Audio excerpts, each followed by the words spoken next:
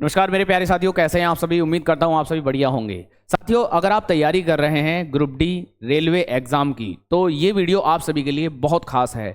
इस एक वीडियो में मैं आपको बेसिक टू लेके एडवांस लेवल तक ये बताने वाला हूं कि आप जो अगर ग्रुप डी का फॉर्म भर दिए हैं या भरने जा रहे हैं, तो उसमें आप फॉर्म भरने से लेके लास्ट सिलेक्शन प्रोसेस तक का जो है क्या कैसे कैसे आपको पेपर देना होगा, क्या सिलेबस होता है, क्या सारा कुछ आज मैं इसमें कवर करने वाला हूं।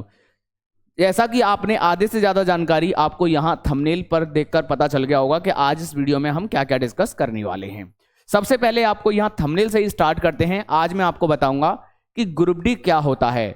लास्ट डेट आपको पता चल गया कि लास्ट डेट क्या रहेगी।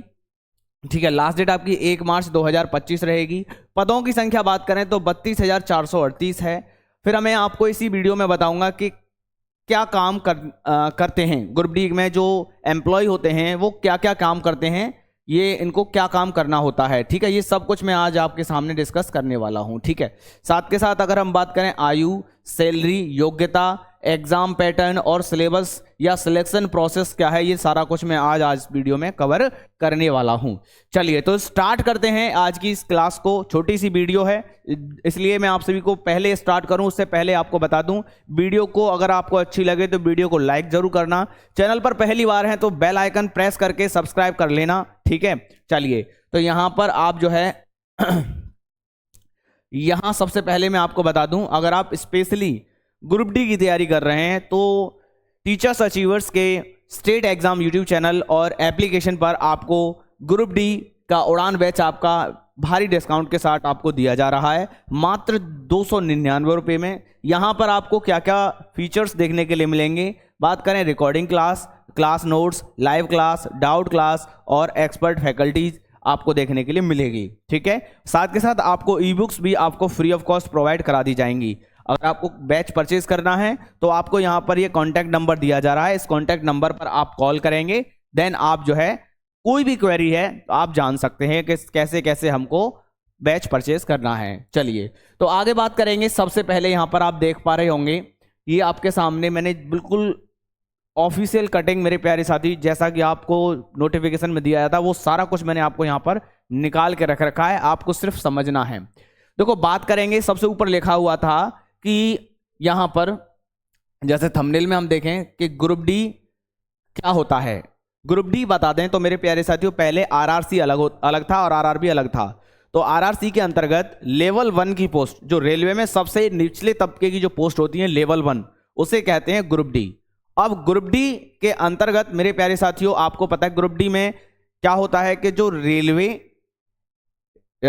प्लेटफॉर्म और रेलगाड़ी, इनके रख रखाव की, मेंटेनेंस की, सुरक्षा रक्षा करने के लिए ग्रुप डी का जो है फॉर्म निकलता है। इसमें कई पोस्ट देखने के लिए मिलती हैं, जैसा कि यहां पर आपको दिया गया है। ठीक है, यहां पर अगर मैं आपको दिखा दूं तो यहां आप देखेंगे पोस्ट का नाम यहां पर दे रखा है पॉइंटमैन हो गया। ठीक है यहां आप देखेंगे पॉइंटमैन हो गया, असिस्टेंट हो गया, ट्रैक मेंटेनर हो गया, असिस्टेंट लोको शेड हो गया। ठीक है, असिस्टेंट ऑपरेशन हो गया, है ना। इसके अलावा मेरे प्यारे साथियों टीएल और एसी, असिस्टेंट टीएल और एसी की पोस्ट आपको देखने के लिए मिलती हैं। और भी इसमें बहुत सारी पोस्ट थी, लेकिन अब जो है टेक्नोलॉजी के चलते कुछ पोस्ट ग्रुप डी की खत्म कर दी गई हैं। ठीक है, चलिए फिर अगर हम बात करें मेरे प्यारे साथियों, ये जो वैकेंसी है 2024 में जो कैलेंडर जारी हुआ था, उसके अंतर्गत आपको 2025 में जो है एडवर्टीजमेंट निकला है जिसका आप फॉर्म भर रहे हो। ठीक है, बात करेंगे लोकेशन, तो भारत की जॉब है, इंडियन रेलवे में कहीं ना कहीं आपको पोस्टिंग आपको मिलेगी, जिस जोन में आप फॉर्म फिलअप करेंगे उस जोन के अंतर्गत। वैकेंसी आपको बता दिया 32,428 हैं। अगर बात करें रजिस्ट्रेशन डेट की तो 23 जनवरी से 1 मार्च, अब आपकी जो डेट है एक्सटेंड कर दी गई है, बढ़ा दी गई है, 1 मार्च तक आप जो है फॉर्म भर सकते हैं। फिर अगर हम बात करेंगे, आप चाहे फॉर्म फिलअप की बात करें या एग्जाम की बात करें, दोनों ही चीजें आपके ऑनलाइन मोड पर होने वाली हैं। फिर इसके अलावा अगर हम बात करेंगे सिलेक्शन प्रोसेस, तो पहले मैं इसमें और आगे बताऊंगा, लेकिन आप मोटा मोटा प्रोसेस जान लीजिएगा कि आपका जो सिलेक्शन प्रोसेस रहेगा, पहले आपका सीबीटी होगा, कंप्यूटर बेस्ड टेस्ट होगा, फिर इसके बाद फिजिकल एफिशिएंसी टेस्ट होगा, फिर इसके बाद आपका डॉक्यूमेंट वेरिफिकेशन, देन आपका मेडिकल होगा, और फिर लास्ट में आपकी फाइनल ज्वाइनिंग लेटर आपका आ जाएगा आपके हाथ में। लेकिन उसके लिए आपको क्या करना पड़ेगा, ये पूरा प्रोसेस मैंने आपको बताया है, इससे गुजरना होगा। ठीक है, चलो तो बात करेंगे एग्जाम पैटर्न। सर जब हम फॉर्म भर लेंगे तो सबसे पहले क्या करेंगे, एग्जाम देंगे। उस एग्जाम में क्या क्या चीजें देखने के लिए मिलेंगी, उसमें आपको general science, maths, GK, GS, reasoning ये देखने के लिए मिलेगी। बात करें सैलरी की, तो सैलरी आप देख पाएंगे, सैलरी में 18,000 पर मंथ आपको ये बेसिक पे है, और वो भी 7th कमीशन के अकॉर्डिंग, है ना। 7वां जो कमीशन है वित्त आयोग है उसके अनुसार मिलती है। लेकिन अब आपको पता है 8वां वेतन लागू हो चुका है, तो आप ये जो है स्टार्टिंग सैलरी है, आप सैलरी पर ना जाएं, ये तो एक बेसिक पे है। इसके अलावा टीए, डीए, और हर 6 महीने के बाद, 3 महीने के बाद, साल भर बाद, जैसे आपका जो काम का ड्यूरेशन बढ़ता चला जाता है, हर 6 महीने के बाद आपकी क्वालिफिकेशन, योग्यता के आधार पर आपको यहाँ पर आपको पदोन्नति भी दी जाती है, ठीक है। तो और बाकी का आप यहाँ पर देखो दिखाई दे रहे होंगे, आपको 2 वेबसाइट दिखाई दे रही हैं। इन दोनों वेबसाइट में जाके, ये ऑफिशियल वेबसाइट है और जाके विजिट कर सकते हैं, देख सकते हैं। चलिए तो इसी दौरान अब हम आगे बढ़ेंगे। यहाँ पर मैं आगे बताने वाला हूँ, देखिएगा यहाँ पर अगर हम सबसे पहले बात करेंगे तो ये देखेंगे इम्पोर्टेंट डेट। जो डेट है आप सभी को पता होना चाहिए। सर जी नोटिफिकेशन जारी हुआ था आपका कितने, 22 जनवरी को। फॉर्म भरना स्टार्ट हुआ 23 जनवरी से। लास्ट डेट मेरे प्यारे भाइयों अब ये 1 मार्च हो गई है आपके एग्जाम भरने की। अगर आपको पैसा जमा करना है, यानी आपने फॉर्म भर दिया लेकिन फीस जमा नहीं हो पाई, तो आप 3 मार्च तक जो है फीस सबमिट कर सकते हैं। बात करेंगे करेक्शन या कोई मॉडिफाई विंडो, जो है आपके कंप्यूटर में कोई आपका फॉर्म भरा, लेकिन आपको पता चला कि गलती से मेरा फॉर्म, आपने फॉर्म भर लिया, लेकिन जैसे आपने फॉर्म आपके हाथ में आया तो आपने देखा कि इसमें तो सर करेक्शन है ना। तो करेक्शन के लिए आपको विंडो आपकी ओपन रहेगी वेबसाइट की। वो कब तक रहेगी, 4 से लेके 13 मार्च तक आपके करेक्शन विंडो ओपन रहेगी, ठीक है। और एग्जाम आपका कब होना है, तो 2025 में ही होना है, ये बात ध्यान से सुन लीजिएगा। इसलिए अभी तुरंत जाके अब आप लगता है कि हाँ मुझे बैच परचेज करना है, तो बैच परचेज कर सकते हैं, ठीक है। तो यहाँ पर अभी लेकिन एग्जाम की अभी डेट जो है बिल्कुल फिक्स नहीं है अभी ना। तो एग्जाम रेलवे अपना कंटेंट अपने हिसाब से कराता है, ठीक है, तो हो जाएगी बहुत जल्दी। चलो आगे हम बात करेंगे इसी वीडियो में। तो आप देखेंगे यहाँ पर हम आपको बताने वाले हैं, देखो यहाँ आप देखिएगा रेलवे की तरफ से जो नोटिफिकेशन आया है, रेलवे ग्रुप डी की तरफ से जो वैकेंसीज हैं पोस्ट वाइज यहाँ पर आपको शो हो रही हैं। मैं दोनों ही तरीके से आपको वैकेंसीज दिखाने वाला हूँ कि पोस्ट वाइज कितनी है, जनरल कैटेगरी के लिए कितनी पोस्ट हैं, किस जोन में कितनी कितनी पोस्ट हैं, सब कुछ आपको इस एक ही वीडियो के माध्यम से बताने वाला हूं। तो बहुत अच्छे से आप अपने पेन कलम से के साथ लिखते रहना, बताते रहना भैया, है ना। देखो अगर हम बात करेंगे ग्रुप डी की पोस्ट जो 2025 में निकली हैं, पोस्टमैन के लिए आप यहां देख पाएंगे, पोस्टमैन की आप यहां देख पाएंगे सर 5000, ठीक है। डिपार्टमेंट भी यहां पर आपके सामने लिखा हुआ है, लेकिन आप देखते जाइएगा। असिस्टेंट ट्रैक मशीन की 799 है, ठीक है। फिर अगर हम बात करें असिस्टेंट ब्रिज की तो 301 हैं। Track maintainer guard 4th category की ये पोस्ट होती है, यहाँ पर 13,187 सबसे ज़्यादा पोस्ट यहीं पर देखने के लिए मिल रही हैं। फिर बात करेंगे असिस्टेंट पी वे की है 247, और इसी तरीके से आप देखते जाइए। असिस्टेंट सी डब्ल्यू की 2587 हैं। असिस्टेंट टी आर डी की 1381 हैं। असिस्टेंट जितने भी असिस्टेंट होते हैं रेलवे के अंतर्गत सबकी जो है पोस्ट आप यहाँ पर देख पाएंगे, ठीक है। सारे असिस्टेंट की पोस्ट कितनी वैकेंसीज हैं सब आप यहाँ पर देख पाएंगे, ठीक है। और टोटल पोस्ट की अगर बात करें तो यहाँ आप देखेंगे कि सर टोटल पोस्ट हमारी कितनी है, 32,438 वैकेंसीज हैं, ठीक है। तो काफ़ी अच्छा मौका है आप सभी के लिए, ठीक है। चलो आगे बढ़ेंगे मेरे प्यारे साथियों। जैसा कि आपको मैंने अभी बताया कि अभी मैंने आपको जो वैकेंसी जो बताई वो आपको बताई थी पोस्ट वाइज, लेकिन आप जानना चाहते हैं सर जी किस जोन में कितनी वैकेंसी हैं, और मैं जनरल से हूं तो मैं गुवाहाटी से भर सकता हूं या कलकत्ता से भर सकता हूं, मुंबई से भर सकता हूं। तो यहां पर आपकी नेक्स्ट स्लाइड आ चुकी है, और इस स्लाइड में बहुत पेशेंस के साथ ये जो पीडीएफ है आपको प्रोवाइड करा दी जाएगी आपके एप्लीकेशन पर, और आपके जो भी आप अगर बैच परचेज करते हैं तो बिल्कुल डिटेल में आप जो है ये पीडीएफ आपको मिल जाएगा, ठीक है। चलिए अधिक जानकारी के लिए इस पीडीएफ को चाहिए सर, पीडीएफ आपको डलवा दिया जाएगा, बट आपको चाहिए तो आपको कॉन्टैक्ट नंबर दिया है, वहां पे जाके आप कॉल कर लेना कि सर मुझे ये पीडीएफ चाहिए, तो वो भी आपको प्रोवाइड करा दी जाएगी, ठीक है। चलिए फिलहाल मैं आपको यहाँ पर बताऊंगा कि जैसे अगर बात करें कि सर मुंबई जोन से आप जनरल के हैं तो हम कितनी वैकेंसी हैं, तो आप यहाँ पर देखेंगे इधर जोन दिखाई दे रहा है, इधर आपका जनरल कैटेगरी दिखाई दे रही है, general, SC ST OBC EWS, total post आपको दिखाई दे रही है। ठीक है, बात करें मुंबई के अंतर्गत, देखो आप सब देख लीजिएगा बहुत ध्यान से। मुंबई के अंतर्गत आप देखेंगे 1892 जनरल की हैं, 701 आपकी SC की हैं और ST की 351 है, OBC की 1261 है और EWS की 467 है, टोटल 4672 हैं।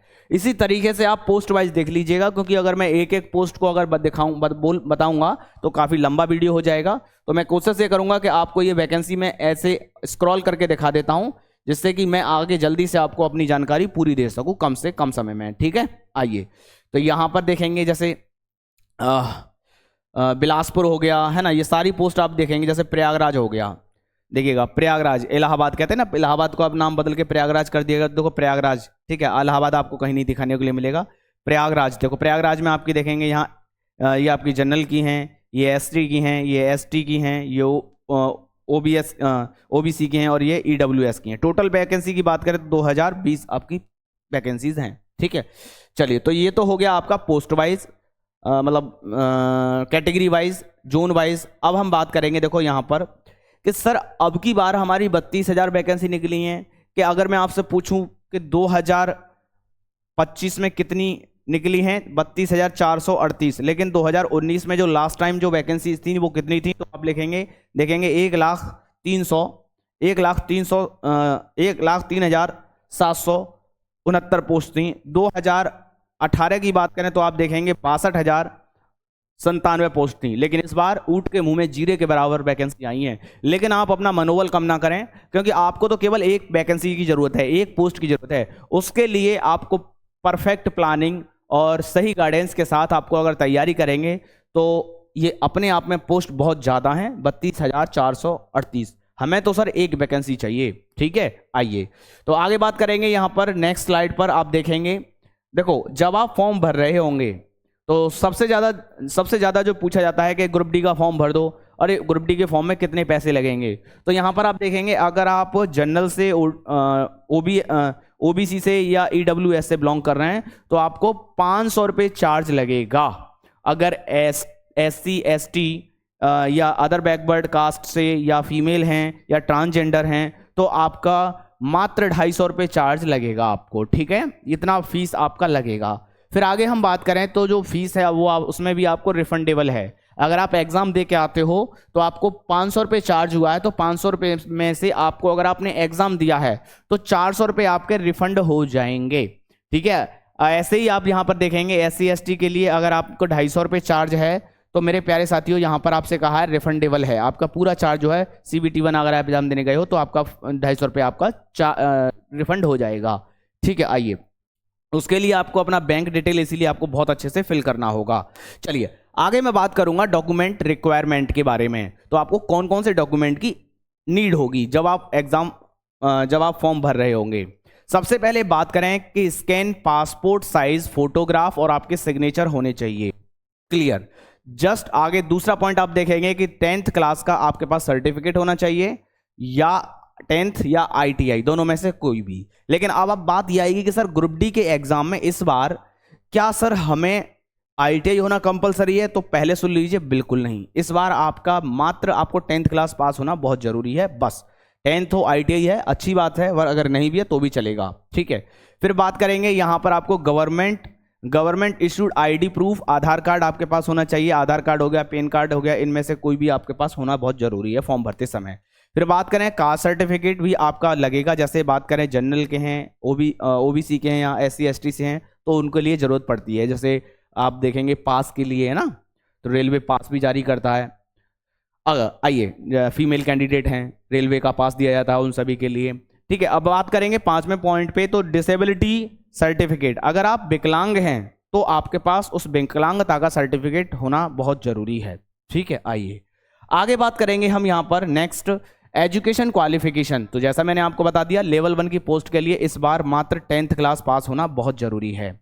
चलिए ITI है अच्छी बात है, नहीं है कोई दिक्कत नहीं है। ठीक है, आइए आगे बात करेंगे एज लिमिट की। तो एज लिमिट में सबसे पहले आप ये जानिएगा, जो रेलवे जो है 18 से लेके 33 साल तक ग्रुप डी की फॉर्म भर सकते थे, लेकिन 19 से लेकर 19, 20, 21 रेलवे ने कोई वैकेंसी नहीं निकाली।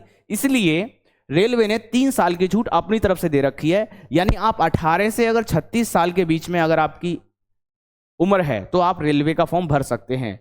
लेकिन रेलवे ने एज का क्राइटेरिया भी दे रखा है, जैसे कि 18 से 36 तक तो भर सकते हैं, लेकिन अगर आप यूआर या ईडब्ल्यूएस से बिलोंग कर रहे हैं तो आपका जन्म 2/1/1989 से के बाद हुआ होना चाहिए। वैसे ही ओबीसी से हैं तो आपको कहां से 2/1/1986 से पहले का ना जन्म हो, बाद का होना चाहिए, ठीक है। SC ST के लिए ये 1984 दे रखा है, और अगर हम देखें ऑल कम्युनिटी कैटेगरी के लिए आप देख पाएंगे 2007 दे रखा है, ठीक है। आइए आगे बात करेंगे यहां पर। सर जी सिलेक्शन प्रोसेस क्या है? तो सबसे पहला फॉर्म भरने के बाद सबसे पहला है CBT 1 कंप्यूटर बेस्ड टेस्ट। दूसरा क्या है? फिजिकल एफिशिएंसी टेस्ट, यानी आपका फिजिकल दौड़ भाग होगी, उसमें आपको अगर आप फिट हैं तो। फिर इसके बाद क्या होगा? फिर आपका मेरे प्यारे साथियों मेडिकल होगा। मेडिकल के बाद आपका डॉक्यूमेंट वेरिफिकेशन होगा, और डॉक्यूमेंट वेरिफिकेशन के बाद आपका ज्वाइनिंग लेटर आपके हाथ में। चलिए मेरे प्यारे भाइयों, अब आज बात करेंगे सर जी, चलो ठीक है हमें सर पता चल गया, लेकिन CBT 1 में जब हम बैठेंगे तो हम CBT 1 में क्या पढ़ेंगे, हम किस किस की तैयारी करेंगे? तो ग्रुप डी के एग्जाम में जनरल साइंस, ये तो यहां सब्जेक्ट लिखा हुआ है, number of question, number of marks और ड्यूरेशन, यानी आप देखें 100 नंबर का आपका पेपर होगा, 100 नंबर 100 क्वेश्चन, और आपको 90 मिनट आपको दिए जाएंगे, यानी पूरा का पूरा 1.5 घंटा आपको दिया जाएगा। बात करेंगे जनरल साइंस की, तो जनरल साइंस के 25 क्वेश्चन, मैथ्स के 25 क्वेश्चन, रीजनिंग के 30 क्वेश्चन। रीजनिंग का वेटेज ज्यादा होता है, ये बात ध्यान रखना ग्रुप डी के एग्जाम में, इसलिए स्टार मार्क कर लेना, रीजनिंग आपकी अच्छी होनी चाहिए। फिर अगर बात करेंगे सर जनरल अवेयरनेस और करंट अफेयर के 20 क्वेश्चन आपसे पूछे जाते हैं। अगर मैं करंट अफेयर्स को जनरल साइंस के साथ अगर कवर कर देता हूं तो यहां पर आप देखेंगे सर टोटल मार्क्स हो जाएंगे हमारे कितना, तो आप कह देंगे सर 45 क्वेश्चन, यानी जीके जीएस और करंट अफेयर आपके पूरे 45 मार्क्स की आती है। तो इस तरीके से आप टोटल ऐड करोगे तो 100 क्वेश्चन, 100 मार्क्स और 90 मिनट, ठीक है, यानी 1 मिनट से भी कम समय आपको मिलता है, ठीक। आइए आगे बात करें। देखो एक बात और विशेष तौर पे ध्यान रखनी है, ये सेक्शन वाइज नहीं होते हैं। जब आप ग्रुप डी का पेपर देते हैं तो पहले मैथ्स का फिर रीजनिंग का, कोई पैटर्न नहीं होता है। 100 क्वेश्चन आगे पीछे, चाहे एक साथ 2 क्वेश्चन आपको आ जाए या 3 एक साथ मैथ के क्वेश्चन आ जाए या अलग अलग क्वेश्चन आ जाए, पहले रीजनिंग फिर जीएस, कोई पैटर्न नहीं होता है, मिक्स्ड क्वेश्चन होते हैं तीनों चारों सब्जेक्ट के, ठीक है। आइए आगे बात करेंगे सर, यहां पर हम देखें, ये बिल्कुल बाकायदा मैंने हिंदी में भी लिख रखा है कि कौन सी कैटेगरी कौन कौन सा काम करती है। तो यहाँ पे आप देखेंगे आरआरबी के अंतर्गत ग्रुप डी में काम करने वाले कर्मचारी रेलवे ट्रैक, सिग्नल और अन्य तकनीकी रख रखाव की और संचालन का काम करते हैं, यानी ट्रेन में कोई कमी तो नहीं है, ट्रेन की पटरियों में कोई कमी तो नहीं है, या ट्रेन जो जा रही है ड्राइवर को कोई प्रॉब्लम तो नहीं हो रही है, गुड्स गार्ड को कोई प्रॉब्लम तो नहीं हो रही है, तो वो सब रख रखाव का काम करता है कौन? ग्रुप डी के कर्मचारी, ठीक है। ये उनके अलग अलग पॉइंटमैन क्या काम करता है, पॉइंटमैन सिग्नल और पॉइंट का ऑपरेट करता है, ये सब कुछ यहाँ पर दिया गया है। चलिए मैं आगे चलता हूं, तो यहाँ पर आप देखेंगे कि देखो वही जो मैंने यहाँ पे को स्टार्टिंग में बताया कि ग्रुप डी में अगर आप लगते हैं तो 7वें वेतन के अनुसार 18,000 से आपकी स्टार्टिंग होती है, लेकिन अब 18,000 से स्टार्टिंग नहीं होगी, क्योंकि आपको पता है अब 8वां वेतन आयोग लग गया है, इसलिए, ठीक है। तो कम से कम आपका 25 प्लस आपका हो जाएगा। लेकिन देखो यहां पर और आगे देखो क्या कहा है, 18,000 प्रति माह, ये बेसिक मूल वेतन है, लिखित वेतन है, लेकिन ये वेतन नहीं है। 7वें वेतन में भी मेरे प्यारे भाई देखो यहां पर क्या कहा है, इसके अलावा इसमें कई तरह के वेतन भत्ते, HRA, RA, बहुत सारे चीजें अनाउंस यहां पर आपको दिए जाते हैं। वेतन भत्ते इस तरह से आपकी इन हैंड सैलरी 23,000 से 26,000 तक होती है। मैं आपको बता दूं जो लास्ट 2019 वाले में जो मैंने जो पढ़ाए थे कैंडिडेट, उनमें से 3 से 4 कैंडिडेट के मेरे पास कॉल आया, तो उन्होंने बताया कि सर मेरी जो स्टार्टिंग हुई है, कोई कह रहा था सर मेरे 26,000 है, कोई कह रहा था मेरा 35,000 है। ये जोन वाइज भी फर्क पड़ता है कि अगर आपकी ज्वाइनिंग जो है जम्मू कश्मीर की तरफ हो रही है या ऐसे एरिया में हो रही है, अलग दूर क्षेत्र पे हो रही है, तो वहां पर आपको अच्छा स्टार्टिंग होता है ना। तो ऐसा अगर आप पैसे की तरफ ना देखें, ग्रुप डी की पोस्ट अपने आप में सरकारी नौकरी बहुत महत्वपूर्ण होती है, ठीक है। तो आप यहां पर देखेंगे कि आपका जो वेतन है 18,000 बेसिक सैलरी, अनाउंस मिलाकर ये लास्ट 2019 वाले की बता रहा हूं मैं, 23,000 से 26,000 तक आपको मिलता है, ठीक है। और बहुत सारी खास बातें होती हैं। देखो ये 7वें वेतन आयोग के मुताबिक है, जबकि अब जो है 8वां वेतन लग गया है, तो मैं समझता हूं आपकी 30-35 तो मान के चलो इन हैंड। ठीक है, आइए आगे बात करेंगे। सर यहां पर एज का क्राइटेरिया मैंने आपको बता दिया है, एक बार फिर से यहां पर आ गया है। लास्ट आप देख लीजिए एज रिलैक्सेशन। एज रिलैक्सेशन, अगर आप बहुत से व्यक्ति ऐसे होते हैं कि सर जी हम एससी से हैं तो 5 साल की छूट है, ओबीसी को 3 साल की छूट है, एक्स सर्विसमैन है तो आपको यहां पर 3 साल, और यहां पर आप देखेंगे पर्सनल विद डिसेबिलिटी, अगर आप विकलांग व्यक्ति हैं तो 10 साल की छूट मिलेगी आपको। ठीक है, तो बहुत सारी चीजें आपको देखने के लिए मिलती हैं। चलिए नेक्स्ट, यहां फिजिकल एफिशिएंसी टेस्ट की बात करें, फिजिकल एफिशिएंसी टेस्ट की बात करें, एक भी चीज मैं आपको छोड़ने नहीं वाला हूं, A to Z सब कुछ बता दूंगा। देखो यहां पे मेल कैंडिडेट के लिए आप देखेंगे candidate should be able to lift and the carry 35 kg, यानी आपको क्या करना होता है, मैं हिंदी में बता देता हूं, मेल कैंडिडेट को क्या करना होता है, 35 किलो का वजन लेकर 100 मीटर चलना होता है, वो 2 मिनट के अंदर चलना होता है। ठीक है, और आपको एक चांस दिया जाता है। ठीक है, यहां कहा है चांस विदाउट पुटिंग, यानी आपको नीचे गिरना नहीं है, उस वजन को गिरना नहीं है। ठीक है, फिर इसके बाद मैं बात करता हूं, देखो यहां पर आपको 1 किलोमीटर की दौड़ यानी 1000 मीटर 4 मिनट 15 सेकंड में आपको लगानी होती है मेल के लिए। उसके लिए महिलाओं के लिए क्या है, महिलाओं के लिए 20 किलो वजन लेके चलना है और 100 मीटर तक चलना है 2 मिनट के अंदर, इन वन चांस, एक चांस के अंदर। ठीक है, बिना नीचे गिराए वजन को। फिर अगर बात करें दौड़ की बात करें, रनिंग की बात करें, तो उनको भी 1000 मीटर दौड़ना है, लेकिन यहां पर उनके लिए टाइम ज्यादा दिया जाता है, 5 मिनट 40 सेकंड का समय आपको दिया जाता है। चलिए आगे हम बात करेंगे मेरे प्यारे भाइयों, अब इस एग्जाम को सर हम कैसे क्रैक करें। तो इस एग्जाम को क्रैक करने के लिए आपको टीचर्स अचीवर्स के स्टेट एग्जाम यूट्यूब चैनल और एप्लीकेशन पर बैचेस आपको प्रोवाइड कराया जा रहा है, आप जाके बैच प्रोवाइड कर सकते हैं, मात्र 299, अभी भारी डिस्काउंट आपको दिया जा रहा है कुंभ के शुभ अवसर कर। अगर वीडियो आपको अच्छी लगी है तो आप वीडियो को लाइक, शेयर और चैनल पर पहली बार हैं तो सब्सक्राइब जरूर कर दें। फिर मिलेंगे प्यारी सी वीडियो में, जब तक के लिए जय हिंद, जय भारत।